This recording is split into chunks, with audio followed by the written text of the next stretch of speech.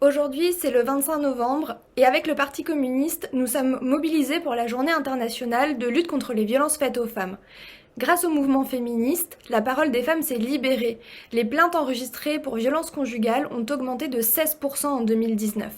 Encore faut-il que cette parole soit entendue et que les politiques publiques menées soient d'ampleur et soient mises en place rapidement pour réduire les violences sexistes et sexuelles. Encore aujourd'hui, 80% des plaintes pour violences au sein du couple sont classées sans suite. Les solutions, on les connaît, elles sont plébiscitées depuis de nombreuses années par les associations d'aide aux victimes et par les associations féministes. Il faut augmenter le nombre de professionnels formés, il faut former les professionnels et notamment les policiers qui n'ont pas le droit de refuser une plainte pour violences sexistes et sexuelles quand une femme se présente dans leur commissariat. Il faut augmenter le nombre de places d'hébergement pour mettre les femmes qui quittent leur foyer en sécurité. Où sont les places promises lors du Grenelle? Pour l'instant, on n'en a pas vu la couleur.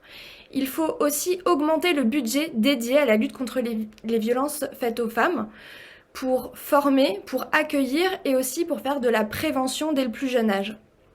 Enfin, il faut continuer à financer les associations féministes qui sont expertes de la lutte contre les violences faites aux femmes. Par exemple, en ce moment même, le gouvernement a tout faux. Il veut mettre en concurrence l'association féministe qui gère depuis des années le numéro d'accueil et d'écoute d'urgence, le 3919. Alors qu'en réalité, il suffirait d'augmenter les moyens alloués à cette association pour qu'elle puisse recueillir plus d'appels et le faire 24 heures sur 24. Bref, l'urgence est trop grande pour continuer à écouter les belles paroles du gouvernement. Il faut des actes et il faut se mobiliser aujourd'hui pour les obtenir.